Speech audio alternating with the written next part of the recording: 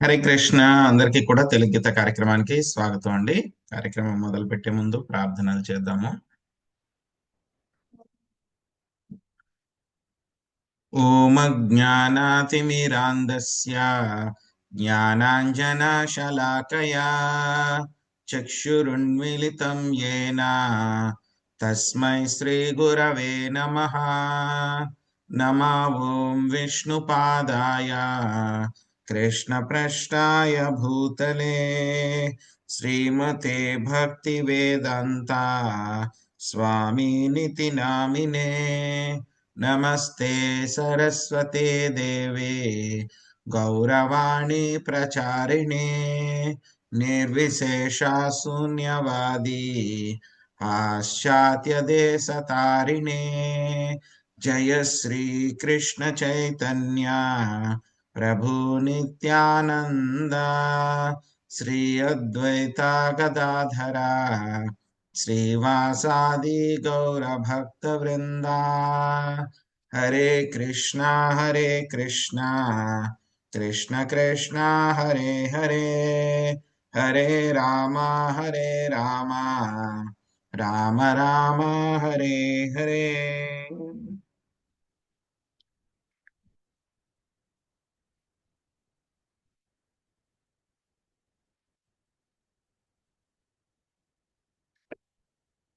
హరే కృష్ణ.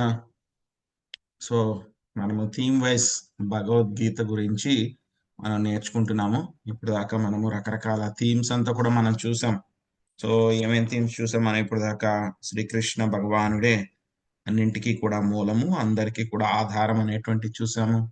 ఆ తర్వాత శ్రీకృష్ణ భగవానుడే అందరికీ బీజ ప్రదాపిత అనేటువంటి విషయం చూసాము. ఆ తర్వాత మూడవ టాపిక్ ఏం చూసాం మనము? సో ఆయనే సృష్టికర్త, అదేవిధంగా సృష్టి స్థితి లయాన్నంతా కూడా అల్టిమేట్ గా చేసేది ఆయనే అని చెప్పి చూసాము. సో ఆయనకి ఉన్నటువంటి కరుణ ఏ విధంగా ఉంటుంది అనేటువంటి విషయం కూడా మనం చూసాము.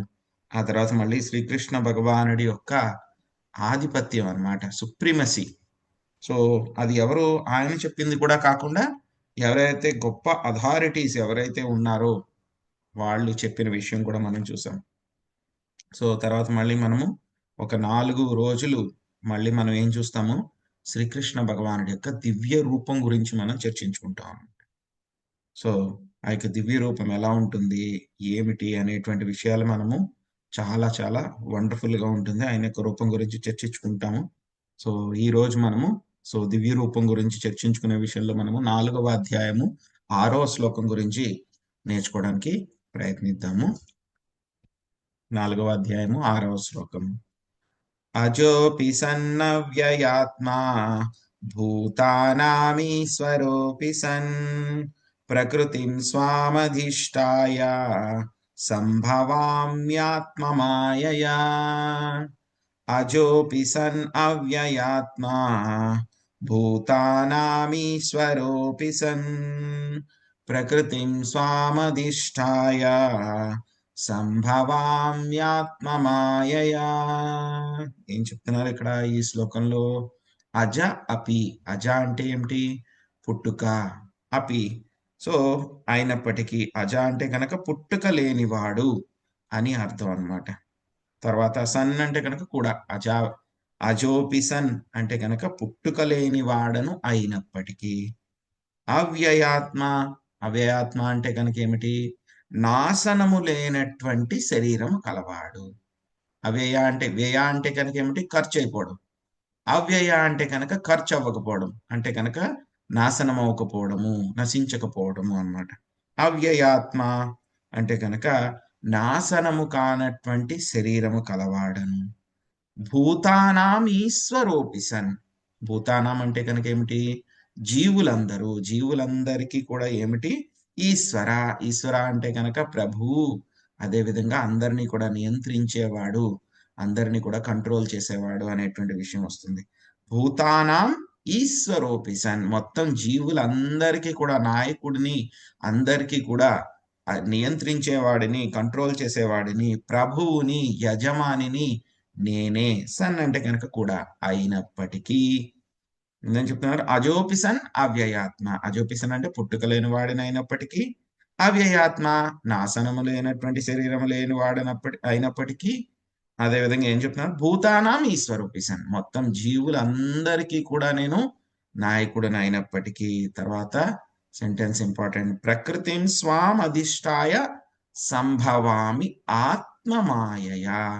ఆత్మమాయ అంటే కనుక ఏమిటి, ఇంటర్నల్ పొటెన్సీ, అంతరంగ శక్తి.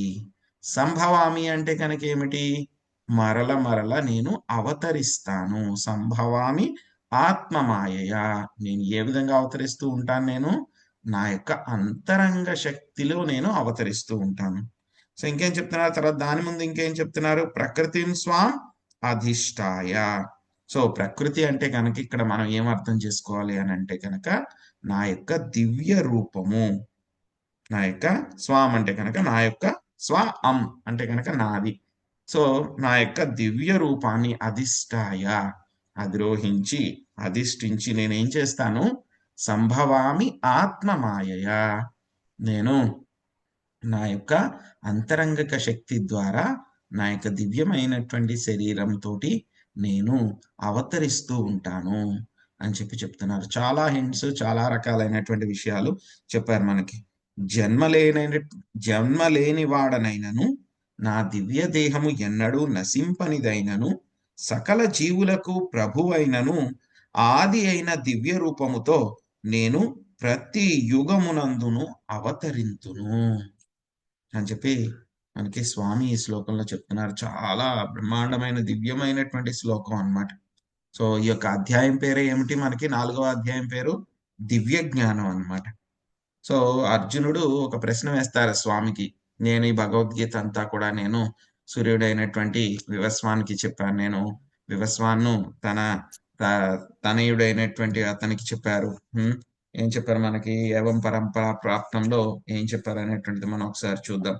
సో సూర్యదేవునికి నేను ఉపదేశించాను, సూర్యదేవుడు మానవులకు పిత అయినటువంటి మనువుకు ఉపదేశిస్తే కనుక మనువు ఇక్ష్వాకుకు ఉపదేశించారు. కానీ ఏమైంది, ఆ గురు శిష్య పరంపర నాశనం అయిపోయింది. కాబట్టి అర్జున, నేను నీ ద్వారా ఇంకొక గురు శిష్య పరంపరని నేను పునఃస్థాపిస్తున్నాను అని చెప్పారనమాట. దానికి అర్జునుడు ప్రశ్న అడిగారనమాట, అపరంభవతో జన్మ పరంజన్మ వివస్వత కథమేతత్ విజయానీయం త్వమౌ ప్రోక్తవానితి. ఏం చెప్తున్నారు, అపరంభవతో జన్మ. సో మీరు చూస్తే కనుక నాతో పాటు కూడా మీరు జన్మ తీసుకున్నారు, కానీ మీరు సూర్య భగవానుడి కంటే కూడా ముందు ఉన్నారు అని చెప్పి నేను ఎలాగా అర్థం చేసుకోగలను అని చెప్పేసి, నాకు ఇది అర్థం కావట్లేదు, అర్థం చేసేలాగా చెప్పండి అంటే కనుక స్వామి చెప్తున్నారనమాట. అర్జునుడికి ఏం చెప్పారు, అర్జున, నువ్వు నేను కూడా ఎన్నో జన్మలు తీసుకున్నాం, మనం ఎన్నో లీలలు చేశాం, అవన్నీ కూడా నీకు గుర్తులేవు, కానీ అవన్నీ కూడా నాకు గుర్తున్నాయి అని చెప్తున్నారనమాట. సో ఇది ఒక ముఖ్యమైనటువంటి తేడా అన్నమాట, మామూలుగా ఉండేటువంటి జీవులకి, ఆ తర్వాత supreme personality of God head దేవాది దేవుడికి మధ్య ఉన్నటువంటి తేడా అన్నమాట. సో ఈ తేడా తెలుసుకోకుండా మాయావాదులు ఏం చేస్తూ ఉంటారంటే కనుక, ఎప్పుడు కూడా స్వామి యొక్క దేహాన్ని గురించి, ఆయన్ని గురించి కూడా కించపరుస్తూ ఉంటారు, తక్కువ చేసి మాట్లాడుతూ ఉంటారు. వాళ్ళు ఎప్పుడు కూడా తక్కువ చేసి మాట్లాడుతూనే ఉంటారు, స్వామిని గురించి కానీ, లీలల గురించి కానీ, ఆయన యొక్క దేహం గురించి కానీ. ఇన్ఫాక్ట్ ఏం చేస్తారంటే కనుక, స్వామిని కూడా వాళ్ళ స్థాయికి తీసుకొచ్చి కూర్చోబెట్టడానికి ప్రయత్నిస్తూ ఉంటారు. ఇంకా చెప్పాలి అని అంటే కనుక, వాళ్ళు ఏంటంటే కనుక భగవంతుడితోటి కాంపిటీషన్, ఆయనతోటి కంపీట్ అవుతూ ఉంటారు. నేను కూడా భగవంతుణ్ణి, వాళ్ళ కాన్సెప్టే అది, నేనే భగవంతుణ్ణి, నేను కూడా భగవంతుణ్ణి అయిపోతాను. ఏదో నేను ఇప్పుడు అజ్ఞానంలో పుట్టానంటే కనుక అది కూడా నా లీలే. ఏం చేస్తాను, నేను ఏదో యోగాభ్యాసం చేస్తాను, అదేదో పఠనం చేస్తాను, ఆ మంత్రాలు చదువుతాను, చదివితే కనుక ఏమవుతుంది, నేను కూడా భగవంతుని అయిపోతాను. భగవంతుని అయిపోయి ఏం చేస్తాను, భగవంతుని అక్కడి నుంచి తప్పించేసి నేను అక్కడ కూర్చుంటాను. లేకపోతే కనుక ఏంటి, భగవంతుల్లో నేను కలిసిపోయి నేను కూడా భగవంతుడిలాగా అందరినీ కూడా నియంత్రిస్తూ ఉంటాను. ఇది కాంపిటీషన్ మెంటాలిటీ అన్నమాట. అందుకని ఏం చేస్తూ ఉంటారు వాళ్ళు, మనకి చెప్పారు స్వామి, అవజానంతి మామూఢ మానుషిం తనుమాశ్రితం పరంభావమజానంతో మమ భూత మహేశ్వరం. మూఢులు ఏం చేస్తూ ఉంటారంట? అజ్ఞానంతో అవజానంతి మాం మూఢ. అజ్ఞానంతో ఏం చేస్తుంటారు మూఢులు? నేను ఈ భౌతిక ప్రపంచంలో అవతరించినప్పుడు ఏం చేస్తూ ఉంటారు? నన్ను, నా యొక్క దేహాన్ని కూడా వాళ్ళు తక్కువగా చులకన చేసి మాట్లాడుతూ ఉంటారు. కానీ వాళ్ళకి తెలియదు. మమ భూత మహేశ్వరం. తెలియని విషయం ఏమిటి? మొత్తం జీవులందరికీ కూడా నేను నియంత్రించేటువంటి వాడిని, యజమాడిని, మహేశ్వరం, మహా ఈశ్వర. అందరికీ కూడా నేను మహేశ్వరుణ్ణి. ఈ విషయం వాళ్ళకి తెలియదు అనేటువంటి విషయం స్వామి చెప్తున్నారనమాట. చాలా మంది యూట్యూబ్ లో కూడా వీడియోలు అవి ఇవి పంపిస్తుంటారు. లేకపోతే కనుక వాట్సాప్ లో మెసేజ్లు పంపిస్తూ ఉంటారు. సో కృష్ణుడు అలా అయిపోయింది, ఆయన దేహం ఇలా అయిపోయింది, సో రాముడు కూడా గర్భంలో, కౌశల్యాదేవి గర్భంలో జన్మ తీసుకోవాల్సి వచ్చింది. సో అలాగ వాళ్ళు ఇష్టం వచ్చినట్లు వాళ్ళ మెసేజ్లు అవి ఇవి పెడుతూ ఉంటారనమాట. కానీ వాళ్ళకి తెలియదు. ఏం తెలీదు? ఆయన యొక్క దేహం ఏమిటి? ఎప్పుడు కూడా అంతరంగిక శక్తి. మనలాగా ఆయన బహిరంగ శక్తిలో లేరు. ఆయన ఎందులో ఉన్నారు? ఇక్కడ అదే విషయం మనకు చెప్తున్నారు. ఏం చెప్తున్నారు? సంభవామి ఆత్మ మాయయ. ఎంత క్లియర్ గా చెప్పారో చూడండి. నేను అవతరిస్తాను. ఎలా అవతరిస్తాను? మాయలో అవతరించను నేను. ఆత్మ మాయయ, నా యొక్క అంతరంగిక శక్తిలో నేను అవతరిస్తూనే ఉంటాను. చాలా తేడాలు ఉన్నాయన్నమాట ఆయనకి మనకిను. అవేమీ తెలుసుకోకుండా, వాటినేమి శాస్త్రం ఏమి సరిగ్గా అర్థం చేసుకోకుండా ఏం చేస్తూ ఉంటారు వీళ్ళందరూ కూడా? స్వామి యొక్క దేహాన్ని ఎప్పుడు కూడా తక్కువ చేసి మాట్లాడడానికి, మనతో సమానంగా చూపించడానికి ప్రయత్నిస్తూ ఉంటారన్నమాట. సో స్టార్టింగ్ నుంచి ఎండింగ్ వరకు కూడా ఆయన చేసేటువంటి పనులు కానీ, ఆయన యొక్క దేహం గురించి కానీ ఎంటైర్లీ డిఫరెంట్ అన్నమాట. ఏమని చెప్తారు మనకి? వేరే వాటిల్లో కూడా చెప్పారు. ఏమని చెప్పారు? Man is made after God.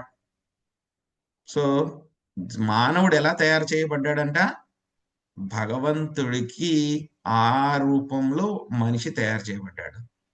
So దీన్ని వంక పెట్టుకుని మనము ఏదైనా ఒక ఒరిజినల్ ప్రోడక్ట్ ఉందనుకోండి, దానికి ఒక డూప్లికేట్ తయారు చేశారనుకోండి, ఆ డూప్లికేట్ ప్రోడక్ట్ ఒరిజినల్ ప్రోడక్ట్ లాగానే ఉండేలాగా తయారు చేశారు. కానీ మూర్ఖులు ఏంటి? తెలియనటువంటి వాళ్ళు అది డూప్లికేట్ ప్రోడక్ట్ కొనుక్కున్నారనుకోండి, వాళ్ళు ఏమంటారు? ఆ డూప్లికేట్ ప్రోడక్ట్ని చూసే ఒరిజినల్ ప్రోడక్ట్ తయారైంది, లేకపోతే ఆ డూప్లికేట్ ప్రోడక్ట్ ఒరిజినల్ ప్రోడక్ట్ రెండు ఒకటే అని చెప్పి వాళ్ళు చెప్తూ ఉంటారనమాట.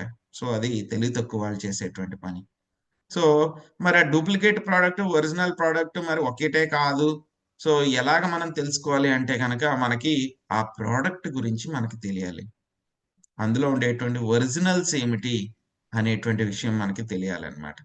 సో అదే విధంగా స్వామి యొక్క దేహానికి, జీవుల యొక్క దేహానికి కూడా చాలా చాలా చాలా తేడా ఉంది. అవన్నీ కూడా ఏంటంటే వాళ్ళు ఎక్స్పీరియన్స్ అవుతూ ఉంటారు. కానీ ఏంటంటే వాళ్ళు మాయావాదులు ఏం చేస్తూ ఉంటారు? వాటిని ఇగ్నోర్ చేసేస్తూ ఉంటారు. ఏమని? అదంతా కూడా మా యొక్క లీల అని చెప్తూ ఉంటారు. ఏంటి? కష్టపడడం లీల. సో వాళ్ళు ఆ విధంగా చేస్తూ ఉంటారన్నమాట. సో మనకి తెలియాలన్నమాట. సో స్వామి యొక్క దివ్య దేహానికి, మనం ఉన్నటువంటి దేహానికి తేడా ఏమిటి అనేటువంటి విషయం తెలియాలి. ఎన్నో ఎన్నో తేడాలు ఉంటాయి. కానీ ఏంటంటే కనుక వాటిల్లో కొన్నింటిని మనము చర్చించుకోవడానికి ప్రయత్నిద్దాం అన్నమాట. సో మొట్టమొదటిది ఏమిటి అంటే కనుక సచ్చిదానంద విగ్రహ. ఈశ్వర పరమ కృష్ణ సచ్చిదానంద విగ్రహ అనాదిరాదిర్గోవింద సర్వకారణ కారణం. ఈశ్వర పరమ కృష్ణ ఏం చెప్తున్నారు ఆయన? ఆయనకి రూపం ఎలా ఉంటుందంట? సచ్చిత్ ఆనంద. మూడు రకాలైనటువంటి ఫీచర్స్ ఉంటాయి ఆ యొక్క రూపానికి. సత్ అంటే కనుక ఏమిటి? శాశ్వతముగా ఉంటుంది, నిత్యము, నిత్యత్వం ఉంటుంది. సత్ ఎప్పుడు కూడా అది నాశనం అయిపోదు. అదే విషయాన్ని మనకి ఇక్కడ చెప్తున్నారు. అవ్యయాత్మ, నాశనము లేనటువంటి శరీరము కలవాడిని నేను. నాశనము కాని శరీరము కలవాడిని అవ్యయాత్మ. చాలా క్లియర్ గా చెప్తున్నారు మనకి. అజోపిసన్ అవ్యయాత్మ. సో అవ్యయాత్మ, నాశం లేనటువంటి శరీరం కలవాడిని నేను. సో అదే విషయాన్ని మనకి బ్రహ్మ సంహిత శ్లోకంలో కూడా చెప్పారు. ఈశ్వర పరమకృష్ణ సచ్చిదానంద విగ్రహ సత్. రెండవ ఫీచర్ ఏమిటి? మన శరీరాలు అయితే కనుక ఏమవుతూ ఉంటాయి? నాశనం అయిపోతూ ఉంటాయి. పుట్టడం చూస్తూ ఉన్నాము, చనిపోవడం కూడా మనం చూస్తూనే ఉన్నాం. మనకి శరీరం కళ్ళ ముందే కనబడుతూ ఉంటుందన్నమాట. పుట్టడం చూస్తాం, చనిపోవడం చూస్తాం. సో, ఇంకా ఏమిటి అదే కాకుండా మన శరీరంలో సైన్స్ ప్రకారం చూస్తే గనక ఎన్నో కొన్ని బాడీలో సెల్స్ ఉంటాయి మనకి చిన్న చిన్నవి. అవన్నీ కూడా ఏం చేస్తూ ఉంటాయి? అవి ప్రతి క్షణము కూడా ఎన్నో కొన్ని చచ్చిపోతూ ఉన్నాయి అవన్నీ కూడా. మళ్ళీ కొత్త సెల్స్ వస్తూనే ఉంటాయి. ప్రతి క్షణము కూడా మనం చనిపోతూనే ఉన్నాం. పాత సెల్స్ అన్ని చనిపోతూ ఉంటాయి. బాడీ ఏం చేస్తుంది? వాటిల్ని రిజెక్ట్ చేసి బయటికి పంపించేస్తూ ఉంటుంది. మళ్ళీ కొత్త సెల్స్ పుడుతూనే ఉంటాయి.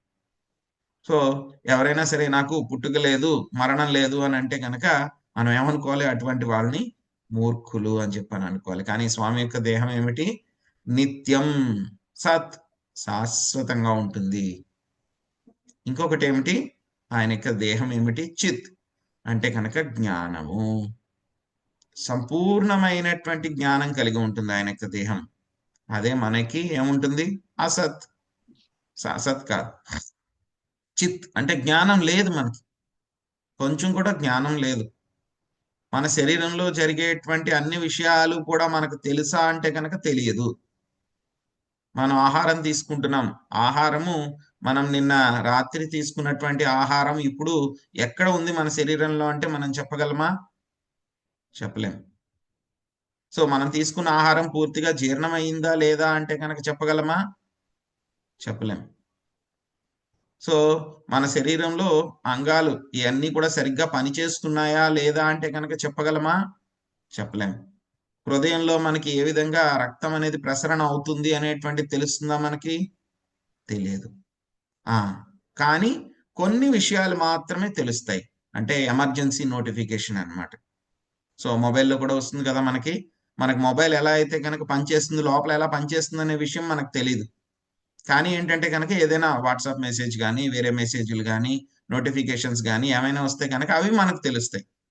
కానీ లోపల ఆ మెసేజ్ ఎలా వస్తుంది, సిగ్నల్ ఎలా తీసుకుంటుంది, ఎలా పనిచేస్తుంది, ఇవన్నీ కూడా మనకు తెలీదు అవన్నీ కూడా. మనం జస్ట్ వాడుకుంటున్నాం అంతే. అదే విధంగా మన శరీరాన్ని కూడా మనము జస్ట్ వాడుకుంటున్నాం అంతే. ఇందులో మనకేదైనా సరే ఇబ్బంది కలిగిందనుకోండి. సపోజ్ మీరేదో ఆహారం తీసుకున్నారు రాత్రి పూట అది అరగలేదు. అంటే గనక అది నోటిఫికేషన్ వస్తుంది. ఆహారం అరగలేదు. ఏదో సమ్ ప్రాబ్లమ్ ఉంది. కడుపులో డైజెషన్ అవ్వలేదు. ఏదో ఒకటి చెయ్యి అని చెప్పి నోటిఫికేషన్ వస్తుంది. లేకపోతే గనక శరీరంలో సరిగ్గా ఏదో రక్త ప్రసరణ సరిగ్గా జరగలేదంటే గనక మనకేమవుతుంది? ఆ పర్టిక్యులర్ బాడీ ప్రదేశం ఏదైతే ఉందో వెంటనే ఏమవుతుంది? మనకి తిమ్మిరొస్తుంది. నోటిఫికేషన్ వస్తుంది. దానికి ఏదో ఒకటి చెయ్యి అని చెప్పి నోటిఫికేషన్ వస్తుంది. సో, లేకపోతే గనక మన శరీరంలో ఇంకా వేరే చోట ఏదో ప్రాబ్లమ్ వచ్చింది అనంటే గనక మనకి తలనొప్పో, అక్కడ పర్టిక్యులర్ నొప్పో ఏదో ఒకటొస్తుంది. వచ్చిన తర్వాత మనము దాన్ని సరిచేయడానికి ప్రయత్నిస్తాం. అంతేగాని మన శరీరం లోపల ఏం జరుగుతుందని మనకు తెలీదు. అదే విధంగా మనకేదైనా అనారోగ్యమైనప్పుడు ఏం చేస్తాం మనము? ఆ మందు ఏదో తీసుకుంటూ ఉంటాం మనం బాగు జేసుకోవడానికి. ఆ మందు లోపలికెళ్ళి పనిచేస్తుందా? ఎలా పనిచేస్తుంది? అది పని చేయాల్సిన విధంగా కాకుండా వేరే రకంగా పనిచేస్తుందా అనేటువంటి విషయాలు మనకు తెలుస్తాయా? తెలియనే తెలీదవన్నీ కూడా. అంటే గనక మనకు మన శరీరం గురించే సరైనటువంటి జ్ఞానం లేదు. మరి నాకు బయట విషయాలు తెలుస్తాయి, అన్నీ కూడా నాకు తెలుసు అనంటే గనక మనల్నేమనాలి? పిచ్చివాడు అని అనుకోవాలి. సో, కానీ స్వామికేమిటి మొత్తము ఆయన యొక్క శరీరం గురించే కాకుండా, మొత్తం అందరి శరీరాల గురించి కూడా ఆయనకి తెలుసు. అందరి శరీరాలే కాదు, మొత్తం ఆధ్యాత్మిక, భౌతిక ప్రపంచంలో ఎక్కడ, ఎక్కడ ఏమేమి జరుగుతున్నాయనేటువంటి ప్రతి చిన్న మైన్యూట్ విషయము మనందరి హృదయాల్లో వచ్చేటువంటి, మనసులో వచ్చేటువంటి రకరకాల ఆలోచనలతో పాటు ప్రతీది కూడా ఆయనకి తెలుస్తుంది. దానికి ఎన్ని సూపర్ కంప్యూటర్‌లు పెట్టినా సరే, అంత డేటానవి ప్రాసెస్ చేయలేవు. సో, స్వామి యొక్క శరీరం ఎలా ఉంటుంది? చిత్. ఒక్క పదంలో చెప్పేసాను. చిత్ అంటే రెండే 2 అక్షరాలు. కానీ దాని వెనకాల ఎంతుంది? లెక్కలేనంత. అన్‌ఇమాజినబుల్. అచింత్య. మనకు అర్థం అవ్వదసలు. ఎలాగా ఆయన ఇంత డేటా ఎలా ప్రాసెస్ చేస్తున్నారు? ఇంకా ఇదే కాకుండా ఏంటి కొన్ని కోట్ల, కోట్ల, కోట్ల జీవులుంటారు. వాళ్ళందరూ కూడా రకరకాల కర్మలన్నీ కూడా చేస్తూ ఉంటారు. ఆ కర్మలకన్నీ కూడా మనకేమిటి మనకెంత కర్ముంది అనంటే గనక మనకు తెలీదు ప్రారబ్ధం. ఎన్నో ఎన్నో ఉంటాయి. ఎన్నో కర్మలు ఎప్పుడో ఎన్నో జన్మల్లో చేసుంటాం. కానీ ప్రతిదీ కూడా ఇట్ ఈస్ గెట్టింగ్ రికార్డెడ్. మొత్తం ప్రతిదీ రికార్డ్ చేస్తారు, అవన్నీ కూడా స్టోర్ చేస్తారు. ఆ తర్వాత మళ్ళీ మనం జన్మ తీసుకునేటప్పుడు ఏం చేస్తారు, ఆ కర్మ ప్యాకెట్స్ అన్ని కూడా ఏం చేస్తారు, బండిల్ చేసి అవన్నీ కూడా పదరా తీసుకో, ఈ ప్యాకెట్ తీసుకో, వెళ్ళు నువ్వు ఈ శరీరంలో ఎంజాయ్ చెయ్యి, లేకపోతే కష్టపడు అని చెప్పి మనకు పంపిస్తారు. చిన్న ప్యాకెట్ ఇచ్చి, నీకు ఇంకా బోడంత బ్యాక్లాగ్ ఉంది, ప్రస్తుతానికి ఇది వెళ్ళి తీసుకో అని చెప్పి పంపించేస్తారు. ఇంత డేటాని ఎవరు ప్రాసెస్ చేస్తున్నారు? ఎవరు వీటిలన్నిటిని అరేంజ్ చేస్తున్నారు? వాటిని స్టోర్ చేయడం, రిట్రీవ్ చేయడం, కరెక్ట్‌గా అసైన్ చేయడం, అదే కాకుండా కర్మ చేసేటువంటి వాళ్ళందరినీ కూడా ఒక చోటకి తీసుకురావడము, వాళ్ళు ఆ సిట్యుయేషన్స్‌లో పెట్టబడడము, దానికి వాళ్ళ శిక్ష అనుభవించడము, లేకపోతే ఎంజాయ్ చేయడము, లేకపోతే బాధపడడము, ఇవన్నీ కూడా ఎవరు చేస్తున్నారు? మనకు కొంచెం కొంచెం తెలుసుకున్నాం కర్మ గురించి. కానీ ఈ కర్మ డేటానంతా ఎవరు ప్రాసెస్ చేస్తున్నారు? శ్రీకృష్ణ భగవానుడు. అవన్నీ కూడా తెలుస్తాయి ఆయనకి. అందుకే ఆయన ఏమన్నారు? చిత్. అన్నీ తెలుసు ఆయనకి. 2 అక్షరాలు. కానీ దాని వెనకాల బ్యాక్‌గ్రౌండ్‌లో ఎంత డేటా స్టోరేజ్, రిట్రీవ్ వర్క్ అంతా ఎంత జరుగుతుంది? లెక్కలేనంత. మనం ఇమాజిన్ చేయలేమనమాట. మనకున్న ఎంత సూపర్ కంప్యూటర్‌లు 10, 100, 1000, లక్షలు పెట్టినా సరే ఆ డేటాని అవి ప్రాసెస్ చేయలేవు. మళ్ళీ అందులో ఏమైనా మిస్టేక్ అవుతుందా ఏదైనా? ఒకడి కర్మ ఒకడికి ఇచ్చేయడము, లేకపోతే కర్మ చేసిన వాడికి కొంచెం తక్కువ రిజల్ట్ ఇవ్వడము, కర్మ చేసిన దానికన్నా ఎక్కువ రిజల్ట్ ఇవ్వడము, అవేమన్నా మిస్టేక్స్ జరుగుతాయా? నథింగ్. 100% యాక్యురసీ.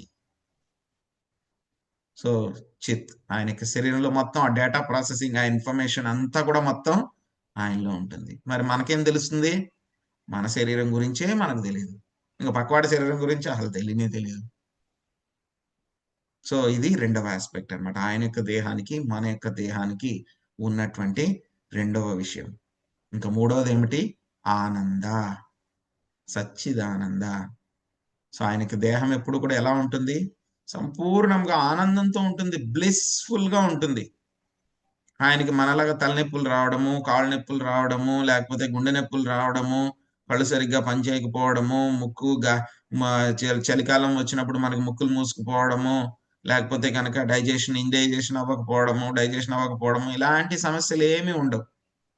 కానీ మనం వాటిల్ని ప్రతి క్షణము కూడా అనుభవిస్తూ ఉన్నాం. ఇప్పుడు మనం ఆరోగ్యంగా ఉన్నాము అని చెప్పి మనం చెప్పుకున్నాం. మన శరీరంలో ఎక్కడో అక్కడ ఏదో ఒకటి చిన్న ప్రాబ్లమ్, ఒక చిన్న తలనొప్పో, లేకపోతే గనక ఒక చిన్న బాడీలో హీలింగ్ అవుతూ ఉండడమో, చిన్న అజీర్తి చేసి ఉండడమో, లేకపోతే గనక రక్త ప్రసరణ ఎక్కడో జరగకపోవడమో, ఏదో ఒకటి ఎక్కడో చోట మన శరీరంలో ప్రాబ్లమ్ అనేది ఉండే ఉంటుంది. ఎంత ఆరోగ్యంగా ఉన్నటువంటి వ్యక్తి అని చెప్పి డిక్లేర్ చేసుకున్నా సరే. సో, మన శరీరం ఏమిటి? మొత్తము మనకి రకరకాలైనటువంటి బాధలు, ఆధ్యాత్మిక, ఆది దైవిక, ఆది భౌతిక క్లేశాలు వస్తూనే ఉంటాయి. ఇవి కాకుండా మళ్ళీ జన్మ, మృత్యు, జరా, వ్యాధులు 3+4 7 7 రకాలు. ఇవి కాకుండా మళ్ళీ ఏం చేస్తుంది? మైండ్ మనల్ని ఏడిపిస్తూ ఉంటుంది. సో, ఇలాగ మొత్తం రకరకాలైనటువంటి బాధలతోటి మనం బాధపడుతూ ఉన్నాం. కానీ ఏమంటారు? నేను ఎంజాయ్ చేస్తున్నాను అని అనుకుంటాడన్నమాట జీవుడు. ఇంత కష్టాలు పడుతున్నా సరే నేను ఎంజాయ్ చేస్తున్నాను అని అనుకుంటాడు. మన యొక్క శరీరం అంతా ఏమిటి? మొత్తం ఆనందం అనేటువంటిది లేదు. నిరానంద. ఆనందమే లేదు. కానీ ఆయన శరీరం ఏమిటి? ఈశ్వర పరమకృష్ణ సచ్చిదానంద విగ్రహ. విగ్రహ అంటే గనక ఏమిటి? ఆనందం, బ్లిస్‌ఫుల్ అంతా కూడా మొత్తం ఆయనలోనే ఉందన్నమాట. యోగులందరూ కూడా ఏం చేస్తూ ఉంటారు? కేవలం ఆయన యొక్క పాదాల మీదే వాళ్ళు ధ్యానం చేస్తూ ఉంటారు. ఎందుకు? అక్కడ అనంతమైనటువంటి ఆనందం ఉంది కాబట్టి. వాళ్ళందరూ కేవలం స్వామి యొక్క పాదాలను మీద ధ్యానం చేసి, వాళ్ళ యొక్క మనస్సుని స్వామి యొక్క పాదాల మీద లగ్నం చేయడం మూలంగానే ఏమవుతుంది? వాళ్ళు ఎంతో ఎంతో ఆనందం పొందుతూ ఉన్నారు. లెక్కలేనంత ఆనందం అన్నమాట. ఎంత ఆనందం అంటే కనుక అటువంటి వాళ్ళకి మోక్షాన్ని ఇస్తాను అని చెప్పన్నా సరే, స్వామి మాకొద్దు. మాకు మీరుంటే చాలు. మీ సాంగత్యం ఉంటే చాలు. మీ సేవ ఉంటే చాలు. మీ భక్తి చేస్తే చాలు మాకు అని చెప్పి అంత స్థాయికి వెళ్ళిపోతారన్నమాట. అంత ఆనందం. ఈ ఆనందం నా పాదాల్లో ఏముంది? ఎందుకు ఈ యోగులందరూ కూడా ఇంతలాగా నా యొక్క పాద పద్మాల మీద కాన్సంట్రేట్ చేస్తూ ఉన్నారు? లక్ష్మీదేవి అయితే గనక ఆవిడకేంటి ఉన్నటువంటి లక్షణం ఏమిటి? చంచల అన్నమాట ఆవిడ. ఆవిడెప్పుడూ ఒక చోట ఉండదు. వెళ్ళిపోతూ ఉంటుంది. అటు నుంచి ఇటు, ఇటు నుంచి అటు. చాలా చంచలంగా ఉంటుంది. కానీ ఎప్పుడైతే గనక విష్ణుమూర్తి యొక్క పాదాల దగ్గర సేవ చేస్తూ ఉన్నప్పుడు ఆవిడేం చేస్తుంది? చాలా చక్కగా ఎంతో ప్రేమగా ఆయనకి ఆ పాద పద్మాలకి అంతా కూడా ఆవిడ నొక్కుతూ ఉంటుంది, సేవ చేస్తూ ఉంటుంది. ఒక్క క్షణం కూడా ఆవిడ ఆ పని ఆపడానికి ఇష్టపడదనమాట. ఎందుకు ఆవిడ అలా చేస్తుంది అంటే గనక, ఆ విధంగా సేవ చేస్తూ ఉండడం మూలంగా ఆవిడకి అంతులేనటువంటి ఆనందం ఆవిడకి కలుగుతుంది. ఆవిడకి ఒక్కొక్కసారి ఏమిటి అంటే గనక, ఎవరైనా ఆవిడ భక్తులు నాకు ఆ వరం ఇవ్వండి అవి ఇవి అని చెప్పి ఎవరైనా ఏమైనా చేస్తే గనక ఆవిడ వెళ్ళాల్సి ఉంటుందన్నమాట. వాళ్ళకి వరాలు ఇవ్వడానికి, వాళ్ళని రక్షించడానికి ఆవిడ లక్ష్మీదేవి వెళ్ళాల్సి ఉంటుంది. కానీ ఆవిడ ఎలా వెళ్తుంది? వెళ్ళేటప్పుడు కూడా చాలా అతి కష్టం మీద స్వామి వారి యొక్క పాద పద్మాలను వదిలిపెట్టి వెళ్తుందన్నమాట ఆవిడ. అతి కష్టం మీద వెళ్తుంది. వెళ్ళినా సరే మళ్ళీ వెంటనే వచ్చేస్తుంది ఆవిడ. కానీ మిగతా వాళ్ళకి భౌతికవాదుల దగ్గర అయితే గనక అచ్చంచల ఆవిడ ఉండదు, ఎక్కడ కూడా స్థిరంగా ఉండదు. ఆవిడ అనుకుంటూ ఉంటుందన్నమాట. సో తులసీదేవికి ఎంత అదృష్టము, ఆవిడ యొక్క పాద పద్మాల దగ్గరే ఎప్పుడూ ఉంటుంది ఆవిడ. ఆవిడకి అసలు సెపరేషన్ అనేటువంటిదే రాదు. నేనైతే గనక అప్పుడప్పుడు కూడా ఆ పాద పద్మాలను వదిలిపెట్టి వెళ్ళాల్సి వస్తుంది అని చెప్పి ఆవిడ బాధపడుతుంది. సో అదే విధంగా స్వామి ఆ పాదాల్లో ఏమిటయ్యా అంత ఆనందం ఉంది అని చెప్పి నేను కూడా తెలుసుకోవాలి అని చెప్పేసి, ప్రళయ జలాల్లో ఆయన వటపత్రం మీద చిన్న బాలుడి కింద ఉండి ఆయన బొటన వేలుని నోట్లో పెట్టుకుని ఆయనే దాన్ని చీకుతూ ఉంటారు చిన్న పిల్లవాడిలాగా. మార్కండేయ ఋషికి ఆ విధంగా వటపత్ర సాయి కింద ఆయన దర్శనమిస్తారనమాట ఆ యొక్క ప్రళయ జలాల్లో. సో మన యొక్క శరీరం అంతా ఏమిటి? నిరానంద. ఏమీ ఉండదు. ఆనందం మనకే ఆనందం ఉండదు. బయట వాళ్ళకి కూడా ఆనందం ఉండదు. కానీ ఆయన యొక్క శరీరం ఏమిటి? ఆనంద, సచ్చిదానంద, కంప్లీట్ బ్లిస్ అన్నమాట. మొత్తం ఆయన యొక్క రూపంలో ఏ అంగం చూసుకున్నా సరే ఎంతో దివ్యంగా ఫార్మ్ అయి ఉంటాయన్నమాట అన్నీ కూడా. బ్రహ్మ సంహితలోనే చెప్పారు. కందర్ప కోటి కమనీయ విశేష శోభం. ఆయన ముందు కొన్ని కోటాను కోట్ల మన్మధులంతా కూడా ఉన్నా సరే ఆయన యొక్క అందం ముందు దిగదుడిపోయంట వాళ్ళందరూ కూడా. వీళ్ళందరూ మాయావాదులేవో అవి అలా లేదు, ఇలా లేదు అని ఊరికే పేర్లు పెడుతున్నారు గానీ, వాళ్ళకి చూసేటువంటి ఆ యొక్క క్వాలిఫికేషన్ లేదు గానీ, ఎవరైనా సరే ఒక్కసారి ఆ యొక్క దివ్య మంగళ రూపాన్ని చూస్తే గనక వెంటనే స్టన్ అయిపోవాల్సిందే. కృష్ణ లీలలో మనం చూస్తాం. ఏమవుతాయి? మొత్తం ఏవైతే కనుక జీవులున్నాయో అవన్నీ కూడా వాటి యొక్క ప్రాపర్టీస్‌ని వదిలిపెట్టేస్తాయి అవన్నీ కూడా. వాటి యొక్క సహజ లక్షణాలను వదిలిపెట్టేస్తాయన్నమాట. ఏమిటి సహజ లక్షణము? హ్మ్.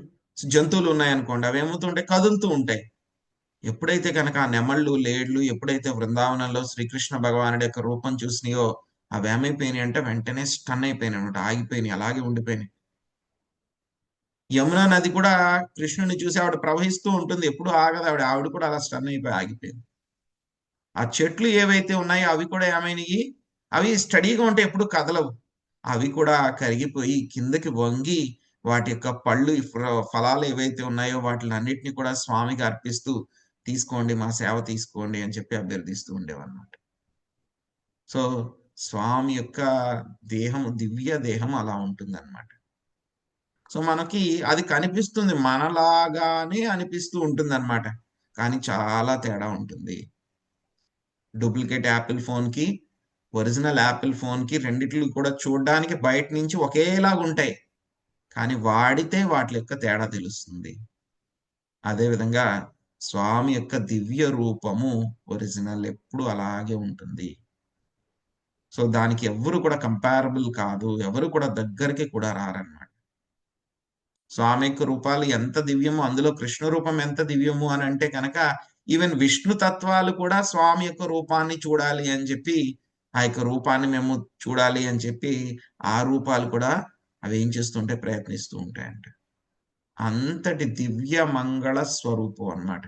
సో, వీళ్ళకి నోరెలా వస్తుందండి? అంతటి దివ్య రూపాన్ని పట్టుకొని, ఇలాగ ఇష్టం వచ్చినట్లు తక్కువ చేసి మాట్లాడడానికి వాళ్ళకి. సో, అదేమవుతుంది? కేవలం భగవంతుడి మీద అసూయతో మాత్రమే ఆ విధంగా వాళ్ళు చేస్తున్నారనమాట. సో, మనకైతే ఏముంటుంది? ఈ యొక్క జన్మ, మృత్యు, జరా, వ్యాధి ఉంటాయి. ఆయనకైతే గనక అటువంటివి ఏమీ కూడా ఉండవనమాట. ఇంకొకటి ఆయన మనమేం జేస్తున్నాం? మాయలో ఉన్నాం. ఆయన యొక్క జన్మ తీసుకొని వచ్చినప్పుడు జన్మ అంటే గనక ఆయనకి జన్మ కాదు, అవతరించడం అన్నమాట. అందుకే మనం ఏమంటాము? అపియరెన్స్ డే అంటాం.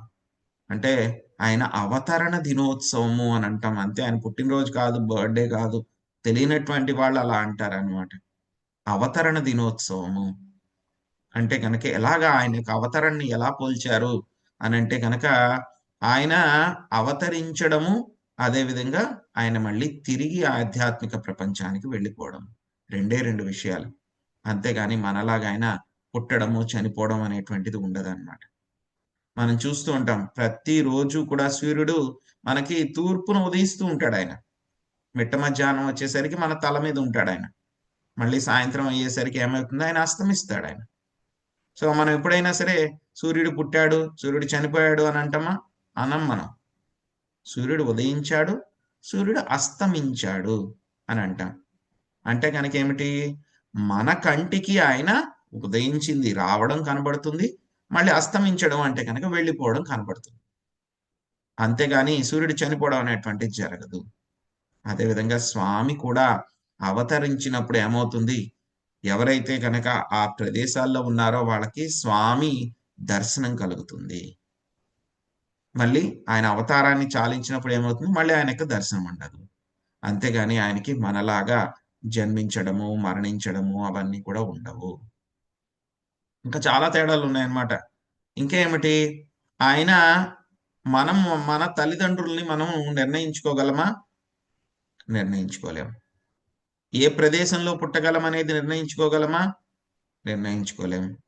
ఏ కుటుంబంలో పుట్టాలి? ధనవంతుల కుటుంబంలోనా? లేకపోతే పేదవాళ్ళ కుటుంబంలోనా? మధ్య తరగతి కుటుంబంలో పుట్టాలా? మనం నిర్ణయించుకోగలమా? నిర్ణయించుకోలేం. సో, తల్లిదండ్రుల్ని నిర్ణయించుకోలేం. మన బంధువుల్ని నిర్ణయించుకోలేం. మనకు తోడబుట్టిన వాళ్ళని కూడా మనం నిర్ణయించుకోలేము. ఏది మన చేతుల్లో ఉండదది. అదంతా కూడా ఏమిటి? వి ఆర్ ఫోర్స్డ్ టు మనం బలవంతంగా అక్కడ ఉంచబడతాం అంతే. మనకు వేరే ఆప్షన్ లేదు. ఏవో కొన్ని చాయిస్‌లు కొన్ని మన చేతిలో ఉంటాయి. ఏదో ఈరోజు ఏం తినాలనో, లేపోతే మా జీవిత భాగస్వామిని ఎవరిని నేను ఎంచుకోవాలనో, మళ్ళీ మనకొచ్చేటువంటి పిల్లలు గాని, మనం పెట్టబడే సందర్భాలు గాని, అవి కూడా మన చేతుల్లో ఉండవు. పలానా సోల్‌ని నేను సెలెక్ట్ చేసుకుంటాను. లాస్ట్ జన్మలో వాడు నాతో పాటు ఉన్నాడు. వాడే నాకు కావాలి అని చెప్పి తెచ్చుకోగలమా మనం? తెచ్చుకోలేం మనం. మనకి చాయిస్ లేదు. కానీ స్వామికి మాత్రం ఆయన పూర్తిగా అంతరంగిక శక్తిలో ఉంటారు. ఆయన తల్లిదండ్రుల్ని ఆయనే సెలెక్ట్ చేసుకుంటారు. ఎవరు ఆయనతో పాటు ఉండేటువంటి వాళ్ళు, బంధువులు, స్నేహితులు, ఆయనకి సేవ చేసేటువంటి వాళ్ళు, సో, నిత్యముక్తులు, ఇంక్లూడింగ్ ఆయనతో ఫైట్ చేసేవాళ్ళు, ఆ! ఆయనకి అపోజిట్‌గా ఉండేవాళ్ళు, everything is decided. He can decide. ఆయన నిర్ణయించుకోగలరు.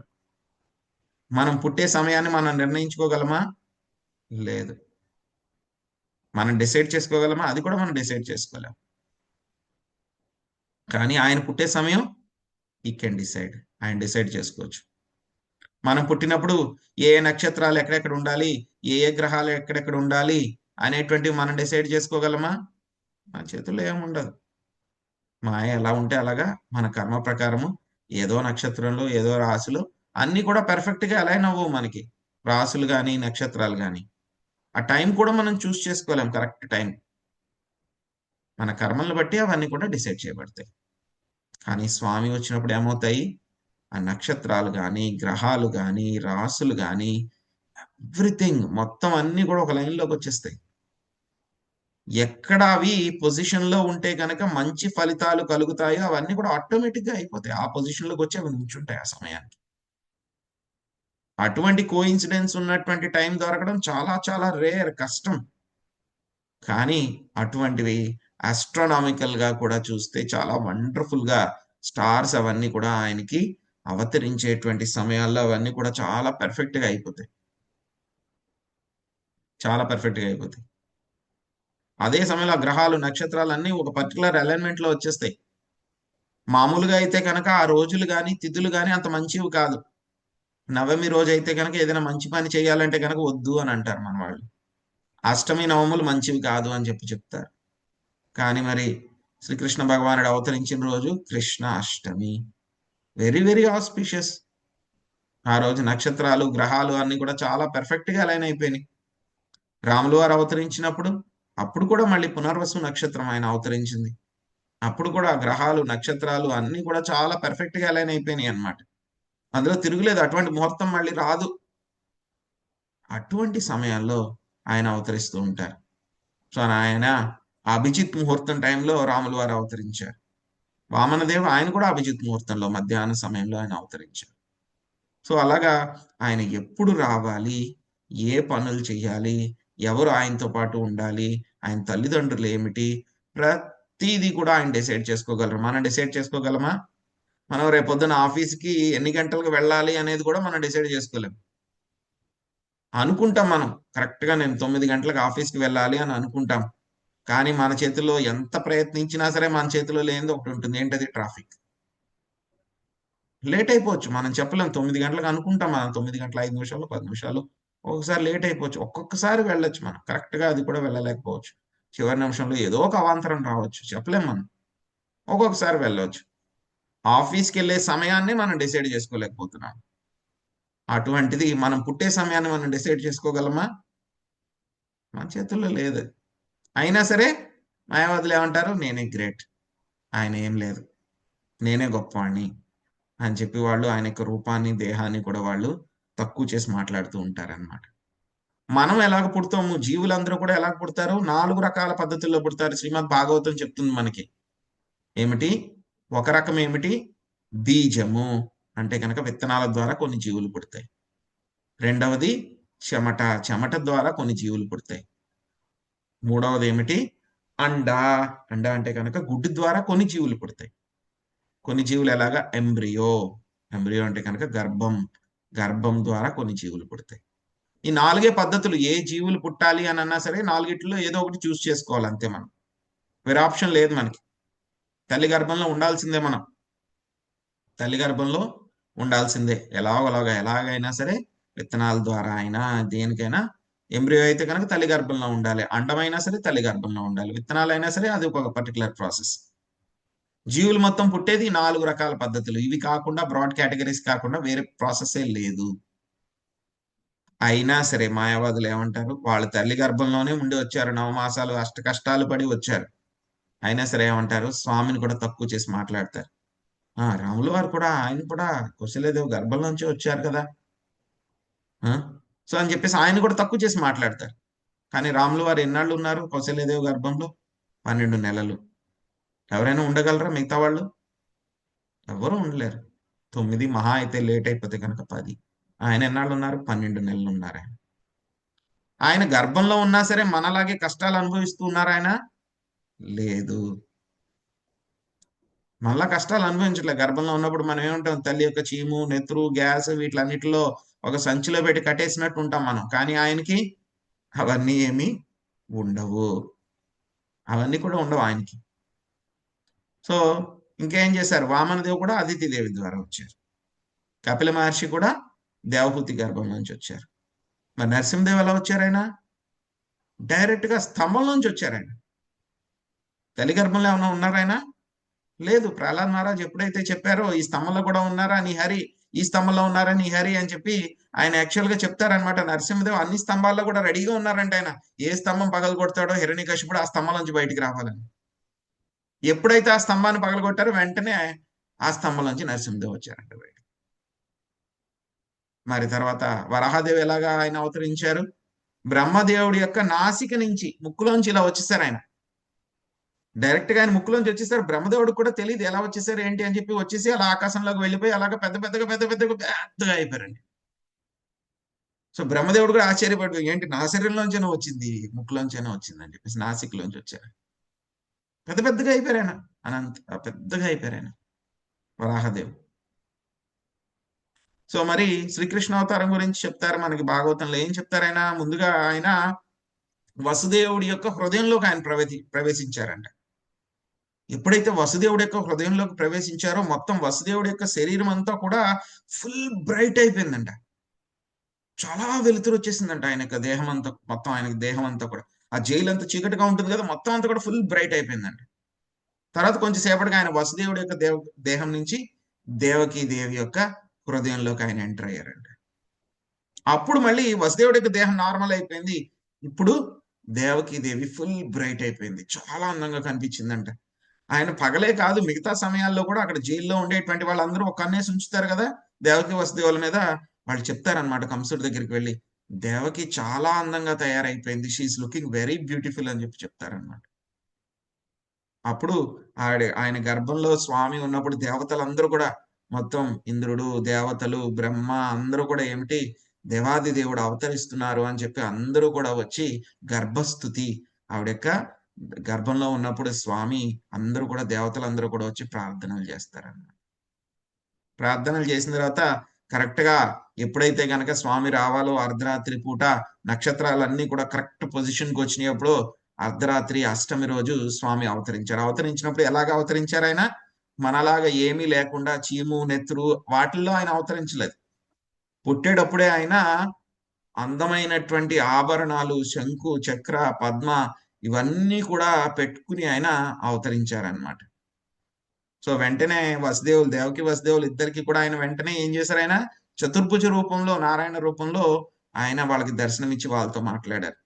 సో అంతా అయిన తర్వాత దేవకీ దేవి ఇంకా ఆ యొక్క అంతరంగ శక్తి మహిమ వలన ఆవిడికి ఆ వాత్సల్య భావంతో మళ్ళీ కంసుడు ఏమైనా వచ్చి ఇంత దివ్యమైనటువంటి బాలుడి కింద కనబడితే కనుక, ఈ విధంగా శంకు చక్రాలు యొక్క అందమైన ఆభరణాలు ఇవన్నీ కూడా పెట్టుకుని కనబడితే కనుక వెంటనే కంసుడు వచ్చి ఎక్కడ చంపేస్తాడో అని చెప్పేసి ఆవిడ భయపడిపోయి, కనీసం అవన్నీ లేకపోతే కనుక ఏదో రిక్వెస్ట్ చేసి మేము ఆపచ్చు కంసుడిని అని చెప్పి ఏదో ఆ యొక్క ఒక చిన్న హోప్ తోటి ఆవిడ ఏముంటుంది, ఆయన నారాయణని వద్దొద్దు మీరు మామూలు చిన్న బాలుడి కింద అయిపోండి అని చెప్పి రిక్వెస్ట్ చేస్తే, అలాగే అని చెప్పి ఆయన చిన్న బాలుడి కింద, మామూలు బాలుడి కింద అయిపోతారండి.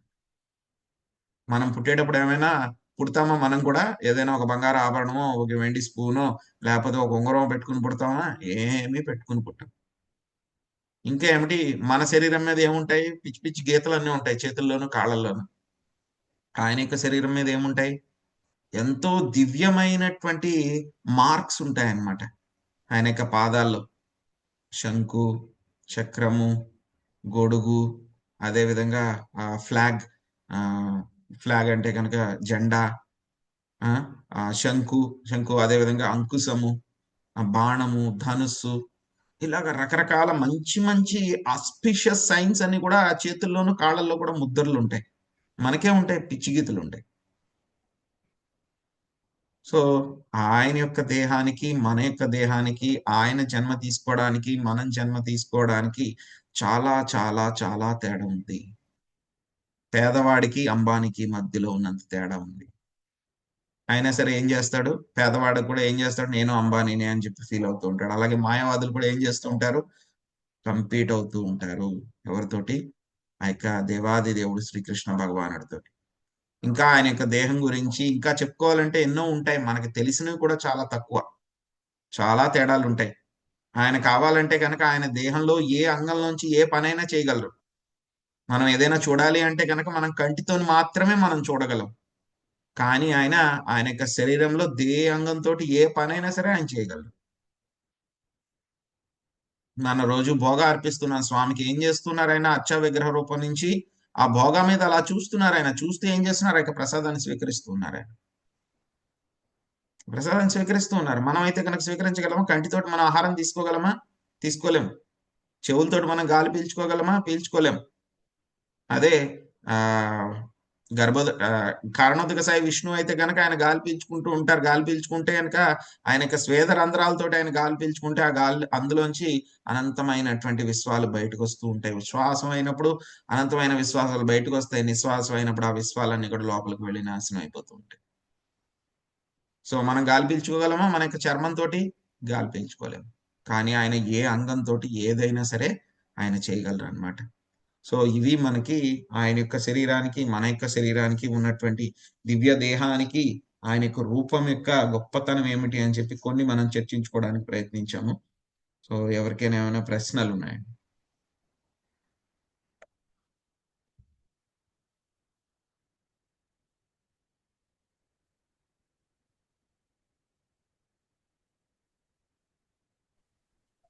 హరే కృష్ణ ప్రభుజీ, దండవత్ ప్రణామాలు. హరే కృష్ణ ప్రభుజీ, దండవత్ ప్రణామాలు. హరే కృష్ణ ప్రభు, దండవత్ ప్రణామాలు. హరే కృష్ణ ప్రభుజీ. హరే కృష్ణ ప్రభుజీ, దండవత్ ప్రణామాలు. హరే కృష్ణ. హరే కృష్ణ ప్రభుజీ, దండవత్ ప్రణామాలు. హరే కృష్ణ. స్వామి యొక్క విష్ణు రూపాలే స్వామిని చూడాలనుకోవడం చాలా అద్భుతంగా ఉంది ప్రభుజీ. హరే కృష్ణ ప్రభుజీ, దండవత్ ప్రణామాలు. హరే హరే కృష్ణ కృష్ణ ప్రభుజీ దండవత్ ప్రణామం హరే కృష్ణ హరే హరే కృష్ణ కృష్ణ హరే ప్రభుజీ కృష్ణ దండవత్ ప్రభుజీ ప్రణామాలు. హరే కృష్ణ హరే కృష్ణ హరే కృష్ణ హరే కృష్ణ ప్రభుజీ హరే కృష్ణ ఉదయం క్లాస్ హరే కృష్ణ ప్రభుజీ హరే కృష్ణ హరే కృష్ణ వాంఛా కల్పతరుభ్యశ్చ కృపా సింధుభ్య ఏవ చ పతితానాం పావనేభ్యో వైష్ణవేభ్యో నమో నమః అనంత కోటి వైష్ణవ వృందకి శ్రీల ప్రభుపాదికి నితాయ్ గౌర్ ప్రేమానందే హరి హరి బోల్. హరే కృష్ణ ప్రభుజీ హరి బోల్ ప్రభుజీ చిన్న విన్నపం అండి. చెప్పండి హరే కృష్ణ చెప్పండి మాతాజీ ఏదో చెప్తున్నారు. హరే కృష్ణ ప్రభుజీ దండవత్ ప్రణామాలు. మరి ఈ క్లాసులు ఉదయం పూట వచ్చే క్లాసులు క్లిప్పింగ్స్ వస్తున్నాయి, పెడతారా? కుదురుద్దా ప్రభుజీ? మాతాజీ ఇది తెలుగు గీత యూట్యూబ్ ఛానల్ ఉంది. మీ లీడర్ ఎవరున్నారు?